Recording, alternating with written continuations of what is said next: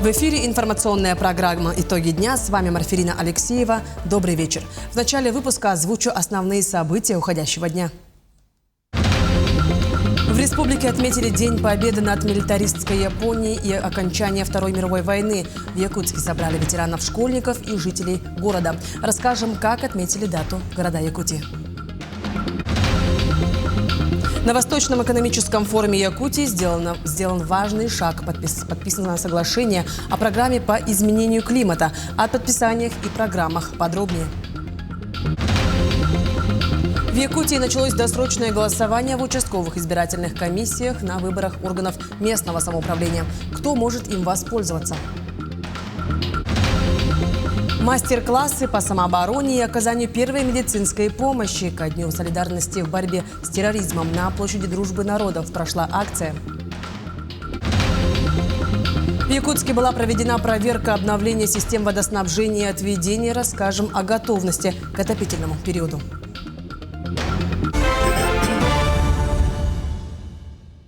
На площади Тяньаньмэнь в Пекине прошел военный парад, посвященный 80-й годовщине победы над милитаристской Японией и окончанию Второй мировой войны. В торжественных мероприятиях приняли участие 26 иностранных лидеров, в том числе президент России Владимир Путин и лидер КНДР Ким Чен Ын. Во время парада продемонстрировали передовую военную мощь Китая, включая истребители, беспилотники, гиперзвуковые ракеты, боевые самолеты, танки и бронетехнику. В республике мероприятия к знаменательной дате отметили 2 и 3 сентября. В Якутске собрали ветеранов, школьников и жителей города. Подробнее расскажет Анастасия Нянникова. Мемориального комплекса «Якутск. Город трудовой доблести» состоялось торжественное мероприятие «Эхо Победы. Помним, гордимся, чтим». Жители и гости столицы почтили память павших минутой молчания, к подножию мемориала возложили цветы. Советский Союз, советские солдаты сделали самый весомый вклад в окончание Второй мировой войны. Победив в Великой Отечественной войне, одолев фашистскую Германию, советские солдаты преодолели огромные рубежи, которые японские милитаристы сооружали в Манчжурии, освободили Китай, Северную Корею, Сахалин, Курильские острова и тем самым поставили точку в кровопролитной войне во Второй мировой войне. Также в этот день состоялась акция «Сад памяти». В центре Якутска высадили деревья в знак благодарности тем, кто сражался за победу. На площадях волонтеры раздавали муаровые ленты – символ окончания Второй мировой войны и дальневосточной победы. Сегодня, в день окончания Второй мировой войны, в память о погибших героев Великой Отечественной войны, мы традиционно проводим высадку древесных насаждений. Здесь, на площади Победы, сегодня будут высажены 15 голубых елей. Также это является завершающим этапом озеленения площади Победы, которую в этом году в рамках 80-летия Победы было проведено. В боях на Дальневосточном фронте участвовали 3685 якутян. Домой вернулись 2727. Сегодня в республике живут 8 ветеранов Великой Отечественной войны. Все они принимали участие в разгроме милитаристской Японии. В их дворах прозвучали песни военных лет, а на площади Победы горожане приняли участие во всероссийской акции «Огни Победы». Это очень важное мероприятие для нас, для всех, для земляков. Да, вообще для всего мира, да, потому что наши деды, наши прадеды участвовали в той тяжелой кровопролитной войне. Ну и сейчас мы продолжаем, доделываем, так сказать, дело, да, наших дедов, наших прадедов. С нашей помощью это все помнится, поддерживается. И все будет хорошо в дальнейшем. Победа будет за нами. Мероприятия, посвященные 80-летию Победы, продолжаются в течение сентября. Жителей города ждут вечера памяти, концерты военных песен, викторины, встречи с семьями ветеранов и показы документальных фильмов. Анастасия Нянникова, Нюргун Старостин, Якутск. К этой же дате в историческом парке «Россия. Моя история» открылась мультимедийная выставка «Дальневосточный финал. От войны к миру». Посетители смогут увидеть редкие фотографии, кинохронику и рассекреченные документы о событиях августа 1945 года, маньчжурской операции, боях за Южный Сахалин и Курильских островах. Выставка станет уникальной возможностью для жителей республики прикоснуться к истории финального аккорда Второй мировой войны. Задача этой выставки – донести информацию о вкладе нашего народа в победу во Второй мировой войне, наших вооруженных сил. То, какими усилиями далась эта победа. Это война, советско-японская война, да, о ней не так много известно. Но эти события связаны с большими жертвами для нашей страны. Это славный подвиг нашего воинства. И поэтому мы считаем, что то, что эта выставка здесь представлена, это очень важно для нашего подрастающего поколения, для всех нас, чтобы больше узнать об этих событиях. В этот день звучат слова благодарности землякам, ветеранам, участникам тех боев и труженикам тыла за то, что выстояли и победили, за то, что после войны восстанавливали и развивали нашу республику. В Нерюнгри также состоялось торжественное собрание в городском парке у памятника Гавриилу Чиряеву, где участники почтили память погибших минутой молчания и возложили цветы.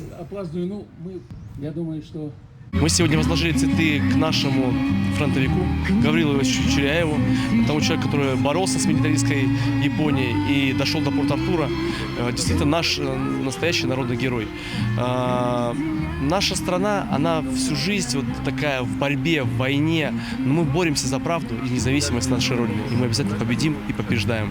Поэтому хочу нашему молодому поколению пожелать помнить историю, помнить и чтить традиции. О том, как вспоминали советских солдат в Алдане, расскажет Руслан Павлов.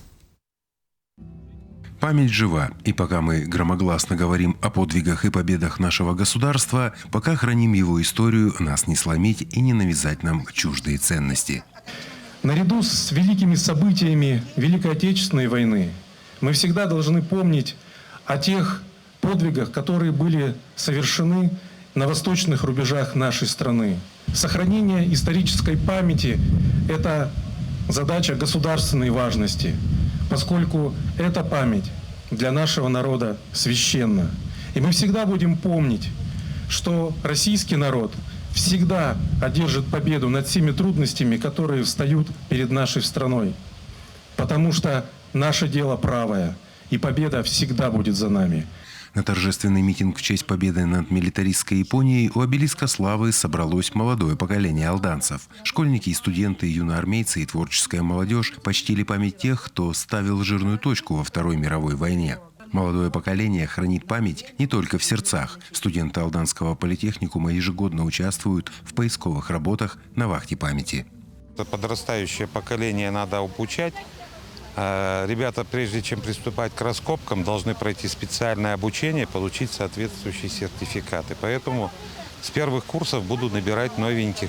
Желающие есть много? Желающие уже на сегодняшний день есть больше 10 человек вступить в поисковый отряд. Следующей весной студенческий поисковый отряд собирается в Оржев, где поля боевых сражений Великой Отечественной до сих пор хранят без вести пропавших солдат. Руслан Павлов, Сергей Шипачев, Александр Лукин, Алдан. В Мирном же к этой дате состоялся памятный митинг. К вечному огню пришли школьники и студенты, участники общественных движений, ветераны СВО, представители муниципалитетов, организаций и промышленных предприятий. Более подробно смотрите далее. На площади Победы прошла городская акция «Свеча памяти». Жители собрались, чтобы в тишине и спокойствии почтить память героев, павших в годы Второй мировой войны. Огоньки, зажженные в руках, слились в один большой символ общей памяти и благодарности.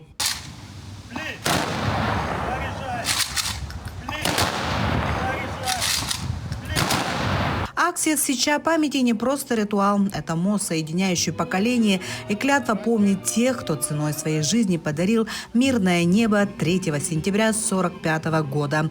Здесь каждый, кто пришел, хранит в сердце историю своей семьи и своей страны. Я вот как раз в это время родилась в 1945 году. Вот и благодаря подвигу наших защитников вот это прожила такую вот длинную жизнь, вот этот период большой. Вот я всегда, этот праздник для меня очень главный, такой самый главный. В этот день также были возложены цветы к могилам 3 ветеранов, которые долгое время находились в заброшенном состоянии. Эти герои, отдавшие свои жизни за свободу и независимость, заслуживают уважения и памяти.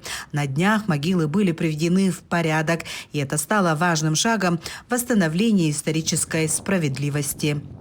Они были в плачевном состоянии, заброшенные со дня, наверное, со дня захоронения никто за ними уход не содержал, могилы. И пришлось, так как они были в плачевном состоянии, обратиться с письмом к главе города о выделении средств на их благоустройство.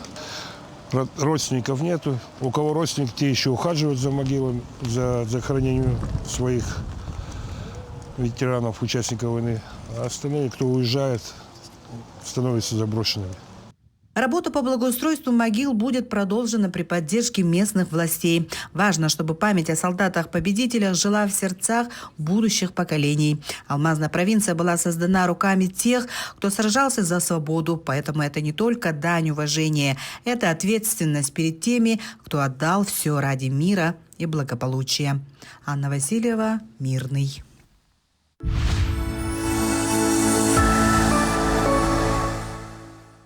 На Восточном экономическом форуме Якутия сделала важный шаг в направлении системной работы с климатическими вызовами, подписав соглашение о программе по изменению климата. Регион опирается не только на научный подход, но и на использование геоинформационной основы, что позволяет оперативно реагировать на изменения и строить прогнозы для принятия решений. Эта работа ведется не первый год. Специалисты последовательно оценивают природно-климатические риски и разрабатывают механизмы адаптации к новым условиям.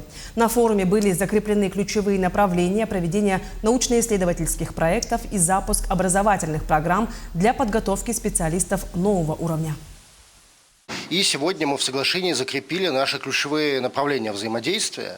Это и потенциальные научно-исследовательские работы, которые мы можем выполнять, и программы по обучению специалистов и из УУСов Республики Саха-Якутия, и из региональных органов исполнительной власти по вопросам оценки климатических рисков, выбора оптимальных мероприятий по адаптации к изменениям климата. Ну и также мы думаем о том, чтобы развивать цифровые инструменты для того, чтобы более точно для каждой территории оценивать различные природные риски. Это и ландшафтные пожары, и деградация вечной мерзлоты, и волны холода и так далее, и так далее. И надеюсь, что наше сегодняшнее соглашение придаст новый импульс нашей совместной работе. На ВЭФ Якутия также подписала план работы «Дорожная карта» совместно с организацией «Россия – страна возможностей». Сегодня ознаменовали старт этой программы, работа по которому ведутся уже не первый месяц. Наметили конкретные действия по системной работе с кадровым потенциалом. Особый акцент сделан на школьников старших классов и студентов первых курсов. Не остаются в стороне и работодатели. Им отводится ключевая роль в предоставлении мест для стажировок и формировании будущей профессиональной среды. И в экосистемном формате мы работаем очень плотно. Например, на базе вашего федерального университета ведется такая долгосрочная, наверное, уже 3,5 года работы со студентами по оценке и развитию надпрофессиональных компетенций. Но сегодня, мне кажется, такой, вот, знаете, очередной хороший пик в наших отношениях, потому что мы подписали соглашение, не просто соглашение, а дорожную карту с конкретными действиями к этому соглашению о системной работе с кадровым потенциалом региона. Вот Кирилл Евгеньевич уже сказал о том, что мы будем работать со школьниками, мы уже работаем со студентами, но кроме этого у нас есть работа и с государственными муниципальными служащими, с педагогами вашими, с медиками. Различные конкурсы и проекты президентской платформы «Россия – страна возможностей» позволяют отобрать правильные кадры, позволяют прокачать эти кадры, позволяют этим кадрам стать лучшей версией себя и занять достойную позицию, ну, собственно, на тех местах, куда им хочется. В республике началось досрочное голосование в участковых избирательных комиссиях на выборах органов местного самоуправления. Оно продлится до 13 сентября. УИК будет проводить голосование с 4 часов дня до 8 вечера по будням, а в выходные дни в часы, определенные решением избирательной комиссии. Досрочно проголосовать на выборах имеют право те, кто по уважительным причинам не сможет находиться в день голосования. С завтрашнего дня избиркомы начнут принимать заявки на голосование вне УИК. Отметим, что и в единый день голосования 14 сентября отдать свой голос можно будет с 8 утра до 8 вечера. Ко Дню солидарности в борьбе с терроризмом на площади Дружбы народов прошла акция «Терроризм. Угроза обществу». В программу мероприятия вошли мастер-классы по самообороне и оказанию первой медицинской помощи. Подробнее далее. Сегодня в России отмечается День солидарности в борьбе с терроризмом. Эта памятная дата связана с трагическими событиями, которые произошли в Беслане в 2004 году. Совместно с комитетом, Государственным комитетом юстиции сегодня Министерство внутренних дел Республики Саха-Якутия представляет свои экспонаты. Но это всего направлено прежде всего на патриотическое воспитание молодежи. И, конечно, сегодня граждане сегодня могут посмотреть наши экспонаты, специальные средства, ну и ознакомиться с историей нашей якутской полиции. Организаторы мероприятия совместно с сотрудниками МВД представили оборудование для снятия отпечатков пальцев, чтобы привлечь людей к добровольной регистрации, целью которой является защита интересов человека, сохранности здоровья и безопасности. Терроризма нет ни капли сожаления, сочувствия к людям. У них есть свои какие-то определенные цели, они их пытаются добиться исключительно кровавыми методами, методами террора. И сейчас в современном мире необходимо как раз людям объединяться, в первую очередь нашей молодежи, потому что на них воздействуют, на их неокрепшие умы через социальные сети, вовлекают их в различные деструктивные мероприятия. Акция привлекла внимание множества представителей молодежи. Так в мероприятии активное участие приняли дети школьного возраста и студенты. Мы пришли, все посмотрели, мы много узнали про антитерроризм. Нам подошли к стенду с пистолетами. Нам кто показывал пистолеты, все рассказали, где какой пистолет, что он делает, снаряжение показали. Все очень подробно объяснили. Такие мероприятия нужны, особенно молодежь, которая ничего же не знает, наша молодежь. Мы должны все узнавать, все, что хорошо, что плохо. Также прошли выступления полицейских кинологов с собаками, демонстрация силовых приемов от сотрудников МВД и мастер-классы, в ходе которых были разъяснены правила безопасности при чрезвычайных ситуациях. Помимо этого, горожане могли проконсультироваться с психологами и специалистами Центра адаптации мигрантов. Лилия Бурцева, Иван Саракаумов, Якутск. Центр студенческих инициатив СВФУ стал точкой притяжения для студентов высших заведений Якутска. Обучающимся рассказали о борьбе с терроризмом и об истории памятной даты. Так, многие присутствующие знают, что 3 сентября – это день окончания террористического акта в Беслане. Тогда вооруженная группировка захватила школу номер 1 города и удерживала заложников на протяжении 3 дней. Погибло 333 человека, не считая захватчиков. Спустя 21 год россияне помнят события тех лет, а специалисты в области борьбы с терроризмом проводят лекции, рассказывая о традиционных и новых способах защиты. В университета сейчас будет, во-первых, обсуждаться эта дата, вспомним, что и как было, и что нужно делать всему нашему обществу, чтобы предотвратить возможные акты как местного, так и международного терроризма в будущем. Будут выступать представители различных ведомств, министерств, естественно, и будем отметим память о погибших и, поговорим о содержании этого события. Оперативный штаб республики продолжает работу по дополнительному обеспечению снаряжением и оснащением участников СВО из Якутии. На этой неделе осуществлена поставка беспилотных летательных аппаратов самолетного типа, задачей которых является дальняя разведка на подступах к нашим рубежам и государственной границе России.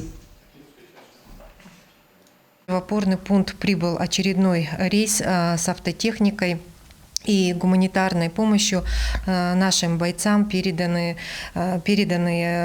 организациями и предприятиями республики. В том числе в составе груза прибыли эвакуационные тележки «Якутянка» производства якутского инженера-механика Дмитрия Павлова. Мероприятия по дополнительному обеспечению участников специальной военной операции снаряжением и оснащением продолжаются. В преддверии нового отопительного периода Министерством ЖКХ и фондом капремонта была проведена проверка обновления систем водоснабжения и отведения, а также теплоснабжения жилых домов в столице. Подробнее об их готовности в следующем сюжете. Ремонт домов и их подготовка к грядущему отопительному сезону начались сразу же с наступлением лета. Демонтаж, работа по квартирным стоякам и магистральным трубопроводным сетям, а после испытания обновленной системы. Не обошлось без проблем, которые были связаны с конструктивными особенностями некоторых домов. Дома особой планировки, в которых коммуникации расположены в полу, обязаны предоставить доступ к этим коммуникациям. У некоторых сделан ремонт, у некоторых там, возможно, стоит мебель, некоторые физически ограничены, как, имеют инвалидность, как сегодня вот было на объекте Ярославского, корпус 1.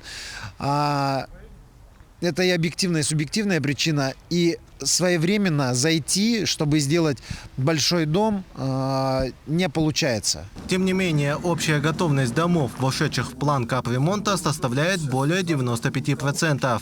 На данный момент, как подтверждают подрядчики, остались только косметические работы, опрессовка труб и установка приборов учета. Отопительный период в целом по республике у нас начался еще 10 дней назад в арктических северных районах. На текущий момент, по состоянию на 3 сентября, в 14 муниципальных образованиях в северных арктических районах отопительный период у нас начался. По городу Якутску, как я уже сказал, 8 сентября начало отопительного периода. Ну и в течение 10 дней по всей республике уже будет начат отопительный сезон 25-26 годов. Напомним, что по капитальному ремонту систем водо-теплоснабжения и водоотведения было проведено обновление в 40 жилых домах по республике, из которых 19 в городе Якутске. С окончанием всех работ жители будут готовы встретить холода в теплых домах. Тимур Калмогоров, Айлита Махно, Якутск. Вот уже на протяжении 100 лет противотуберкулезная служба Якутии работает во благо жителей республики. За это время проделана большая работа, направленная на снижение уровня заболевания. Подробности смотрите в сюжете Вероники Таюрской. Якутская противотуберкулезная служба празднует столетие. Юбилейная дата совпала с 75-летием научного практического центра фтизиатрии. Все эти годы врачи боролись с недугом. Так заболеваемость снизилась в 50 раз, а смертность в 75 раз. За 75 лет нашего учреждения подходы к лечению, диагностике, выявлению туберкулеза намного поменялись, но та методика, которая была заложена в основе этих исследований, она все равно до сих пор является родоначальником всех этих исследований. Конечно, сейчас используются и высокотехнологичные методы диагностики. Сейчас лабораторная служба очень окрепла, диагностическая служба очень хорошо работает. Самое главное, нам вовремя выявить больного туберкулезом. В настоящее время Якутия занимает 59 место в общероссийском списке и 4 место на Дальнем Востоке по заболеваемости туберкулезом, что говорит о благоприятной эпидемиологической ситуации. Показатель профилактических осмотров в Республике Саха-Якутия один из самых высоких по Дальневосточному федеральному округу, несмотря на то, что регион со сложным географическим положением, с отдаленными районами, которые трудно обследовать. И еще очень важно для улучшения эпидемической ситуации, конечно, организация лечения. Праздничный день нынешних работников поздравили ветераны противотуберкулезной службы. Хочется в этот день поздравить всю фтизиатрическую службу с большим праздником. Будем бороться с туберкулезом. Результаты есть, и будем надеяться, что результаты будут еще лучше. Хочу пожелать им большого жизненного пути, яркой такой же новаторской работы, как у Ефрема Николаевича, который прожил, к сожалению, короткую жизнь, но он очень яркую прожил. Вот все это вместе я хочу пожелать нашим будущим, тоже докторам. Всероссийская научная конференция, проходящая в эти дни в честь юбилея службы, стала полем для обсуждения планов на дальнейшее сотрудничество с ведущими центрами страны. Мы, естественно, планируем и дальнейшее развитие, не только в плане совместных проектов научных, но и образовательных мероприятий, участие в конференциях И, конечно же, мы приглашаем сотрудников на наши все мероприятия и во все проекты, которые у нас существуют. Противотуберкулезная служба Якутии продолжит сотрудничество с ведущими научными центрами страны, что поспособствует дальнейшему снижению заболеваемости и смертности, а также внедрению современных технологий в свою деятельность. Вероника Таюрская, Элита Махно, Якутск. Таким мы увидели уходящий день наши корреспонденты. Ну а я с вами прощаюсь. Всего хорошего и до встречи в эфире.